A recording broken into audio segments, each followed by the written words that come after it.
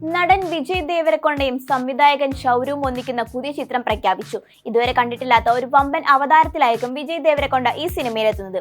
പ്രഖ്യാപന പോസ്റ്ററിൽ വിജയ് ദേവരകൊണ്ട 4 നായികരെ മെറ്റൽ ചെയിനുകളിൽ പിടിപ്പിച്ച് മുന്നോട്ട് നടന്നു പോകുന്നതായി കാണാം. നാനി നായകനായി എത്തിയ ഹായ് നാന എന്ന സിനിമയ്ക്ക് ശേഷം ഗൗരവ് ഒരുക്കുന്ന സിനിമ കൂടിയാണിത്.